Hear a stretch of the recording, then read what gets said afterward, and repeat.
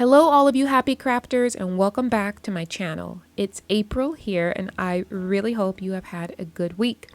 If you follow me on Instagram, then you know that I have had the honor of being one of the guest designers to help Concord and Ninth share their July release this month. And believe it or not, we are in our third and final week of Feature Friday blog posts and it has been super exciting.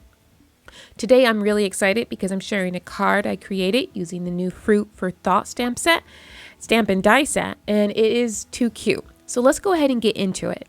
So this is the stamp set and it comes as a bundle. You can buy the stamps and the matching die cuts. And here are all of the fruits. They are just, oh my gosh. And this is them stamped with the Concord and Ninth inks. I will link below which inks I used. There is this Hello Sweet friend stamp that's included, and the matching die is part of the die set. And you see here I actually stamped it with Poppy and Dove inks, and I masked off the Hello and Friend so I could stamp the Sweet separately. I thought that was really cute, but you could use just one color also. And then these are the cutest, punniest stamps, sentiments. I'd pick you every time, will orange you the best. They're just ripe, right, for laughing. And then I had to show my nails because I did them specifically for this video. Most girls match their nails to an outfit or occasion, but I matched mine to a stamp set. I did. I used Color Street nail strips, and I thought the fruit set would be awesome for this set. I definitely bought it just to match. No regrets. Anyhow, enough of my nails. So back to the set. As you can see, I also cut the pineapple out of just regular cardstock without stamping it. And that's how we're going to make the card today. I did just want to show you though what the stamped images look like. So let's transition to what I'll be doing next. I grabbed my sidekick, which I love. You've heard me probably mention this before. This thing sits on my desk. It's awesome. And some Concord and Ninth cardstock colors that I selected and that I thought would be fitting for all of these different fruits we're going to cut. And I'm cutting each fruit 3 or 4 times. Watching me die cut is kind of boring, so I skip to the fun part where you can see it already cut out. And here are all the glorious shapes. And I'm going to actually stack them instead of using them individually because I really want some dimension. So I'm going to go off screen and I'm going to glue all of these together. And then we're going to come back. I think they're just too cute. I'm going to say that so much, but what is it about real things becoming paper? There's something about it, right? You just want to touch it. I love it. Anyhow, let's move on to the assembly portion. So I've assembled this background here and I put together all the fruits. And so I used the Concord and Ninth Modern Mosaic die and I thought I was going to use this background, but I changed my mind. Does that happen to you? You have an idea in your head, an image of something, it doesn't quite look the way you thought.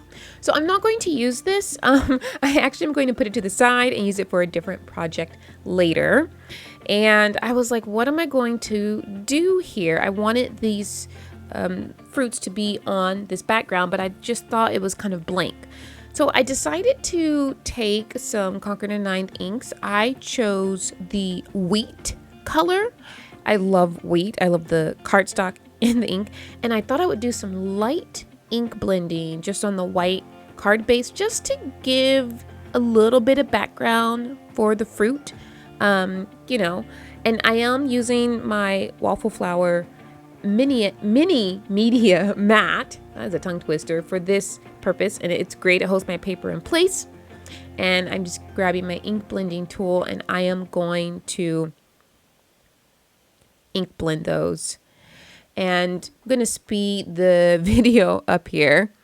When I ink blend, I like to have a piece of paper to the side just to kind of rub off, especially if I want to get a very light ink blend. I don't want to put that first ink directly onto the paper. And so I'll have a, just scratch paper. I say, I don't buy extra scratch paper. I feel like I get enough junk mail. I could just save that paper.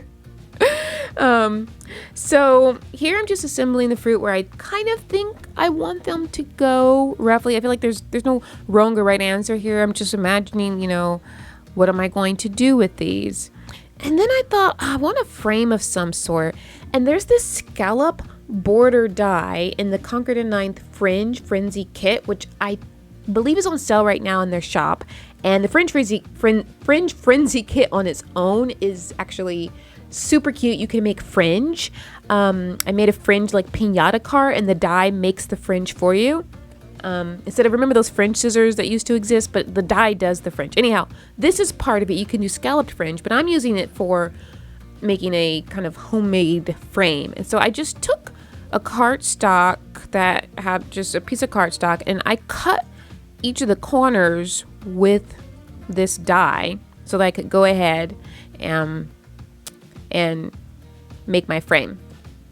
Next, I stamped the sentiment "Love Ya Bunches," love ya bunches, in black ink on a small strip of cardstock, and then I adhered all of those stacked fruits with some foam adhesive to make them really pop.